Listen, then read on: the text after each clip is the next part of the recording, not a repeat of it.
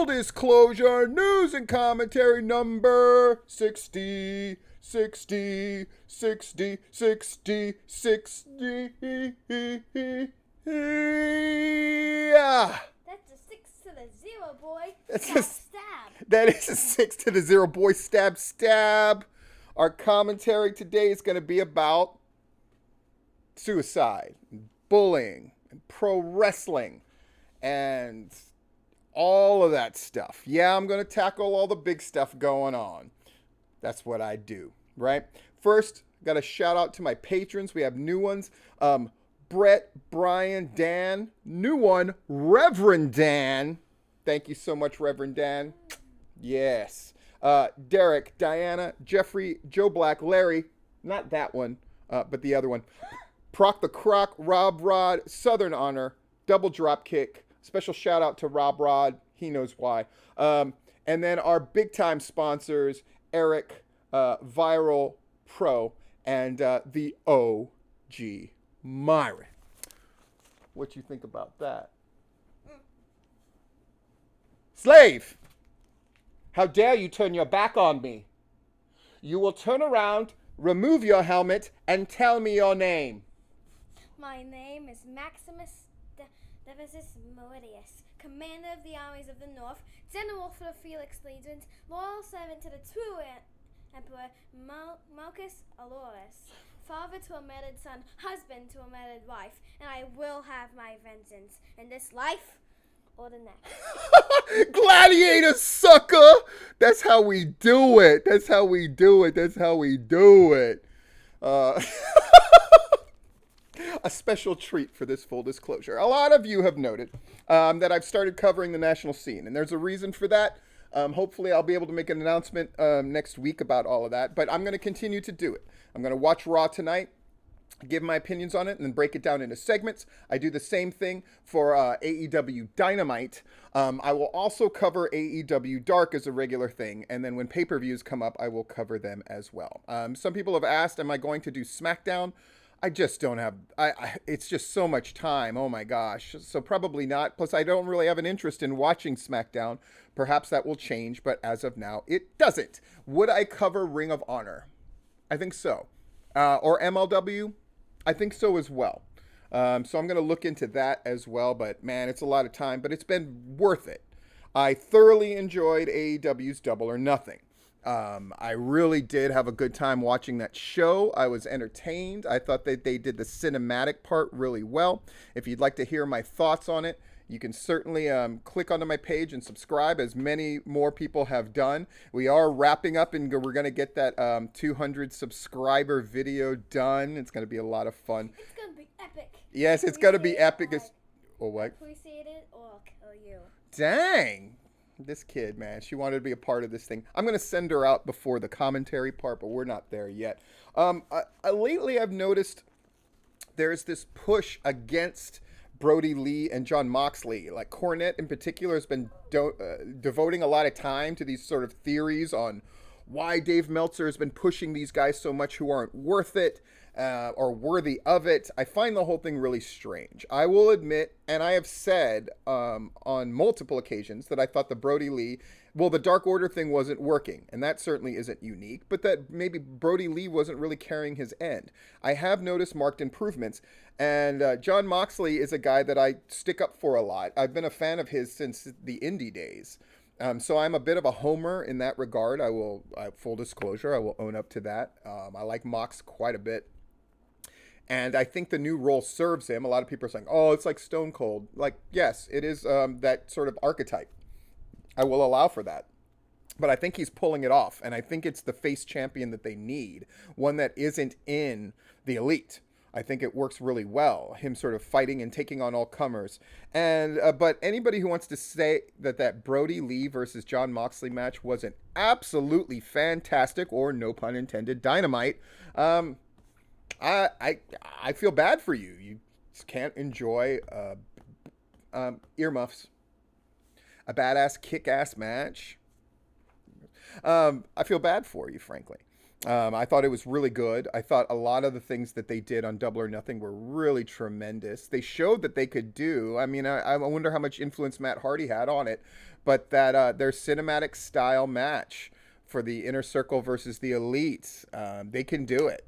WWE isn't the only one. And in fact, they played to their strengths and did things that the WWE can't do, which I thought was very wise of them. Very smart. The women's match, Nyla Rose against, I mean, I thought it all worked. I thought it was really great.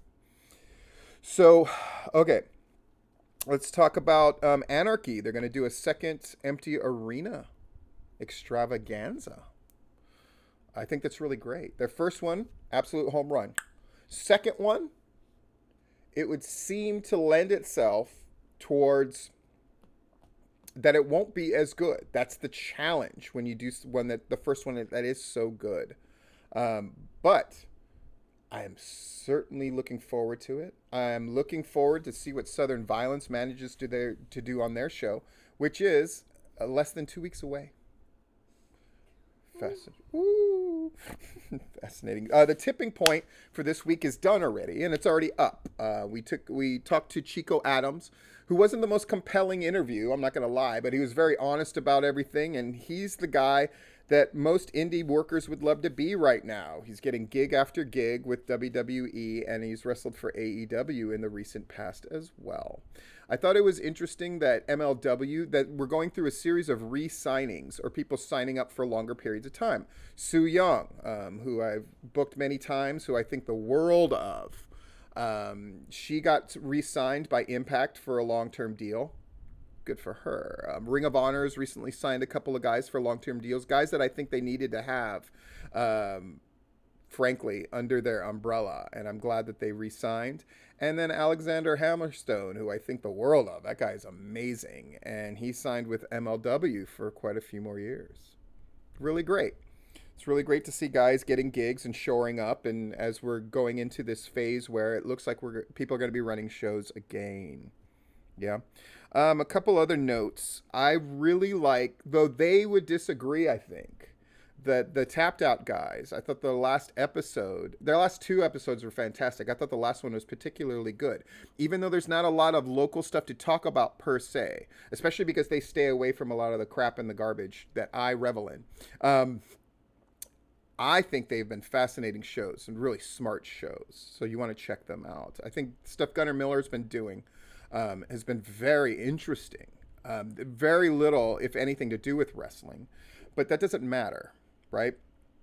It's stuff that he's interested in talking about and interested in covering, and I'm interested in, as he makes this transition towards being known primarily for pro wrestling, to a guy who wants to be a podcast personality, and I find that kind of look fascinating. It's kind of like One Good Scare with Reverend Dan, or the stuff that Jeff G. Bailey's doing with that podcast about Wild Side. I love seeing people that are good at things branch out and try different things. By the way, I believe this Sunday is when the podcast that I did with James Caleb Kitchens and his friend Caleb about Dark Side of the Ring, specifically Herb Abrams and the UWF, that comes out on Sunday. We recorded it last Sunday. So great. What else is going on? The last Nothing Sunny in Matlanta about his cat is tremendous. It might be my favorite one of the ones that he's done. I don't want to spoil it for you. I don't want to lay too much on it. Just if you haven't watched it, go watch it.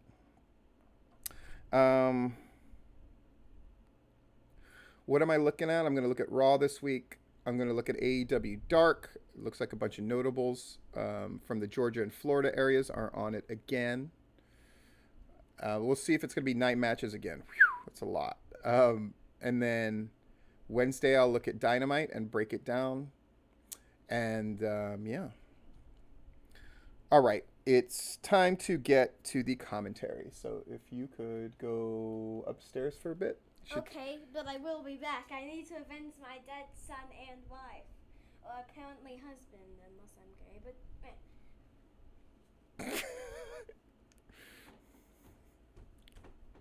For those that worry, by the way, about like, oh, if young kids, the idea of things being people being gay or transgender and that kind of stuff, it's so worrying because kids just won't understand. It's too complicated and it's too this and it's too that. Um, the kid's 8. She gets it. What more can I say? All right. Um, Hana Kimura, 22-year-old Japanese women's wrestler. And she killed herself. And it was sparked by bullying that she had received because of a YouTube show that she had done, which was like a reality show. And so people piled on. And she cited that in her like last thing that she wrote as the catalyst for her killing herself. And people privately messaged me about it, wondering what my stance was on it. Was, do we need to have rules and laws against bullying so this kind of thing doesn't happen again? And then I noticed a number of wrestling people saying things along the lines of, well, I get bullied all the time and you don't see me killing myself. To people who appeared to be bandwagoning on this, going like, I've felt like that before. All these slings and arrows that I've suffered. And then continuing to sort of bring this kind of thing up. My take, just warning you right off the bat, it is a more nuanced take. If you're somebody who has a hardline position in any one single direction, you are not going to be happy with me. But I'm putting this out here because I think what often gets lost is one extreme and the other. When people take extreme positions, they're either losing their humanity and empathy, or they're losing logic and the truth. That's simply how these kind of things go. The kind of bullying and harassment that Hana Kimura put up with, and let me put this as a disclaimer off the front. Do I know every facet of this? No, I don't know. I do know what I've seen, and I do know what experience tells me, and I do know how horribly predictable a lot of the responses were. Now, having responses be predictable doesn't necessarily mean that they're inaccurate. But what it does mean is if I'm able to predict how certain people and groups of people are going to react, then what that does mean is that their responses are, in large part, agenda-driven, as opposed to an attempt to eliminate. Cool. Makes sense? If not, you'll figure it out. All right. I wrote things down just because I wanted to make sure I hit all of these beats. My disdain of most wrestling fans is well known. Fuck the fans is a rallying cry of stephenplatinum. Why? Because I think the moment that fans wanted to be the show and be not just a part of the show, but be the dominant voice of the shows and of the narratives about the shows, and that includes social media posting, we lost a lot of what made pro wrestling special, even to the fans themselves. And the casual fan became the sacrifice. It's not just that pro wrestling doesn't keep kayfabe. It isn't just that wrestlers, by blurring the lines so much through social media, have made themselves not special. That is part of it. But the prevailing thing is the incredibly loud minority of wrestling fans that are the most vocal, quote unquote, passionate, and supposedly spend the most money are the ones that demand their voices be heard even beyond reason. And I would contend that all of these factors have driven away quote unquote casual wrestling fans in droves. But the simple answer is it's just not cool anymore. And it's not rebellious enough to be interesting. That it's so inside baseball that if I'm trying to enjoy an event with my kids or friends or whomever, and you have these guys over here that are determined to supersede the event itself and ruin the experience, something special is lost. What does this have to do with bullying? Because the same fans that demand attention and demand to be heard and demand beyond reason to equate themselves with the activity which they supposedly love, something is lost. And bullying is an inevitable result. When the idea of cancel culture is not as simple as the masses have decided that one person's behavior is unacceptable, so we will remove them. It's more complicated than that. And we see it in the microcosm of pro wrestling.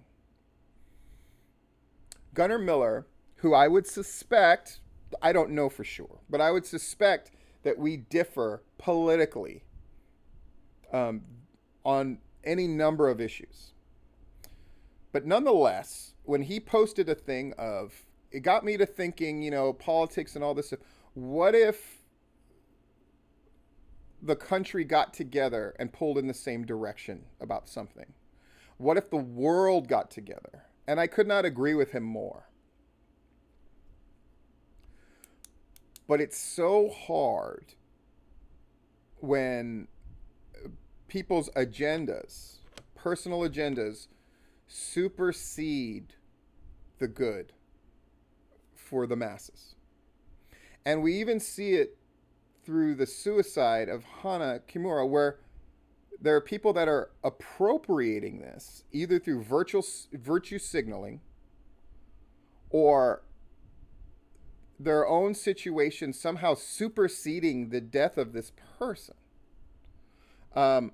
And then the people who rally behind them, or they rally behind this other person, but it's really rallying to push their own agendas. It's sickening. Let me put this out there.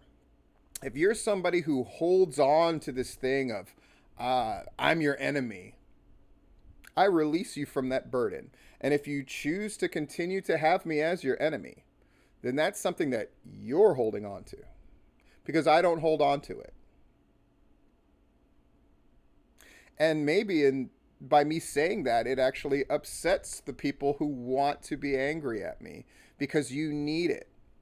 People need enemies, right? We've heard this said before. Certain kinds of people need enemies, and I count myself amongst them.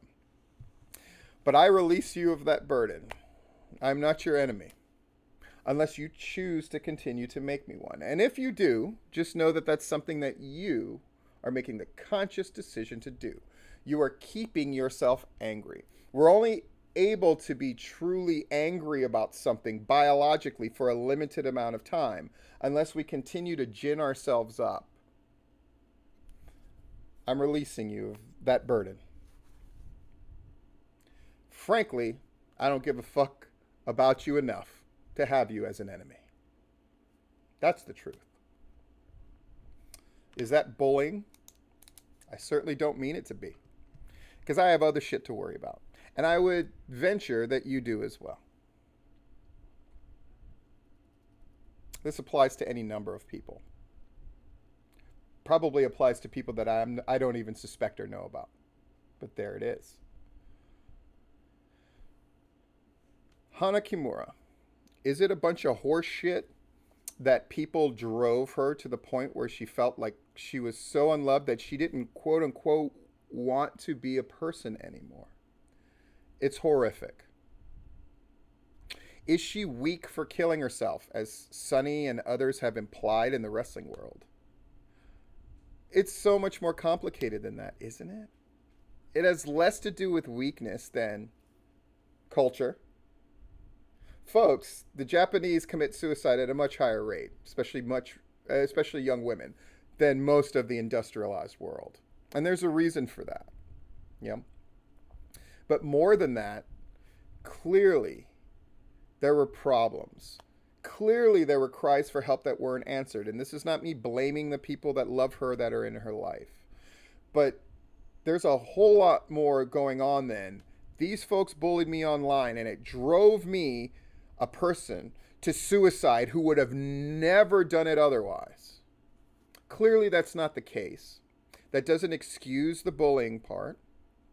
That doesn't put all of the onus on her, what she was going through mentally, chemically, and otherwise. All of these things factor in. I've said that what I would like to see in Georgia wrestling through this whole thing, where people haven't been running shows and all this, is for old attitudes to die. That's one thing that I'm hoping. I'm hoping in two ways. One, that wrestling fans in Georgia and in Florida, but everywhere, can stop being hypercritical dipshit assholes about every single thing. And just learn to appreciate the fact that there are wrestling shows and people running wrestling shows, and that it's not an easy thing to do. It's not an easy thing to be a wrestler or a promoter or a booker, and all of these things to work in unison to move things forward. And I would like to start with a clean slate there. And I would like to start with a clean slate of people ending their petty wrestling bullshit. Let it go. And focus on the things that are important. But clearly, there are people who are going to be unable to do that. And it's to their detriment. If you have a problem with me, the old cliche goes, well then, approach me about it and la la la la la. But I know, based on experience, that that's not going to always happen. Or it's going to rarely happen. Because wrestling people, and I think this is how it ties into the bullying, the complexity of that, the complexity of suicide, and people who say that they were contemplating suicide, or people who have been on a real downstroke mentally throughout this thing. And I can see that in Facebook posts and conversations that I have with people, that the wrestling world in general is taking a big mental hit, and people in Georgia in particular. And things have been exposed and things have been exacerbated. That's been shown time and time and time again with any number of wrestling people. But it comes down to something that somebody told me once, and it still remains true, that people get into performance for one of two reasons. The majority get in because they have a hole in themselves that needs to be filled with the adulation and attention of others. And unfortunately, it's the kind of hole that can never stay full for long. And so it gets substituted by other things, drugs, whatever, to maintain that high, to maintain that feeling of acceptance and belonging and excitement. And now we haven't had wrestling in a long time. So I see a number of people through different means reaching out desperately for people to pay attention to them, to love them, to give them adulation. And I'm here to tell you, I'm not here to judge it and say it's pathetic or pitiful or anything else. It is human needs that need to be met.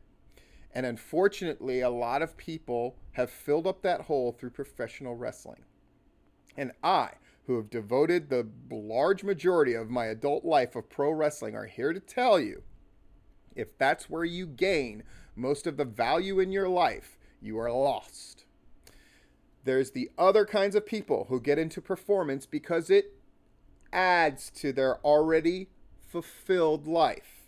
And those are the people who are the happiest, I assure you. And those are the people who, while they miss pro wrestling, have it in a context. Which one are you? More importantly, which one will you allow yourself to be and work towards being? Because I tell you, the people who are yelling and screaming and arguing about all kinds of horse shit when it comes to wrestling and politics and all that, I don't look at them and go, wow, those are people who are really passionate. I go, those are people that have a hole in and of themselves.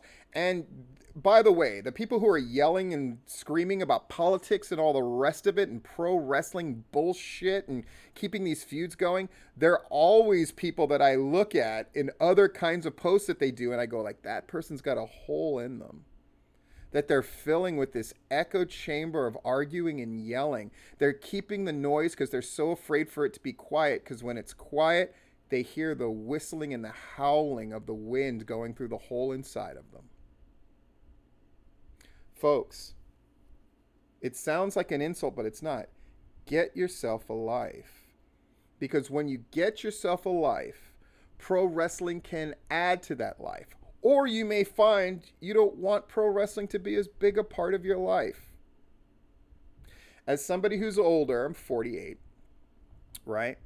And so wrestling, I only realized this when I went through it with James Caleb Kitchens. They're like, how long have you been part of wrestling? And I'm like, well, I guess you could say that I've been a part of it since 93. And then we started doing the math. That's 27 years. And I've certainly gone through times where wrestling has been a bigger or a smaller part of it. Right now, I mean, I didn't think that this channel thing was going to catch on to the point where I would take it in different directions, but I have to practice what I preach too. This is a time where there isn't a lot of local wrestling stuff to talk about. So you know what? Jim Cornette does it. Dave Meltzer and Brian Alvarez do it. Fuck it, I can do it too. That's my attitude. So I'm going to give it the college try. But my life doesn't center around pro wrestling, even if, Terry Funk Willing, a wrestling company hired me and paid me a significant sum. That would be amazing. But it would still be a part of my life, a contribution to my life. My kids, the kids already have me complete, and helping my kids and being a part of them and interacting with them and teaching them and also being taught by them directly or indirectly. That's why I think I'm so comfortable talking about pro wrestling at a time where most of the people that I consider peers are less and less enamored with pro wrestling all of the time. I'm more enamored with it, but it's because I actually have the time to watch the shows and talk about them. And now I have an outlet on which to express myself. I have had the good fortune of never being in a position where I felt like I wanted to kill myself. And I'm grateful for that. Because I know, but it's not for lack of suffering, let me assure you. And it's not for lack of things that have come into my life. Now, that doesn't make me stronger or tougher or anything like that. I have never had the inclination to go that way, which means I suspect that I have the good fortune of winning the brain chemistry lottery, amongst other things. And I think people need to be more sympathetic about that kind of thing and more empathic towards others when it comes to that kind of thing. Most definitely. I was also taught to sort of scrap verbally and otherwise at a very young age. And I won the lottery there too, didn't I? Because not everybody was given those tools. Because if you don't have the right kind of filters, all right, if you don't have the right kind of brain chemistry, if you were never really given tools with which to deal with these things, and then if you're surrounded by assholes who are determined to exacerbate the problems in your life, yeah, you're going to look towards things like self-harm and suicide. Those things are going to happen. Right? Why do teenagers make so many bad choices? They're going through so much hormonally and chemically, and everything gets blown up in their mind's eye, right? It's a combination of things.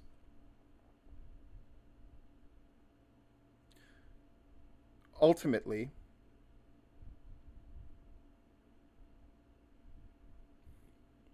I do like the inclination of most people, which is when something like the Hana Kimura thing comes up, they want to reach out and they want to make connections and they want to help. And I think those things are important. And I think it's one of the beneficial side effects to something like this, of a tragic event.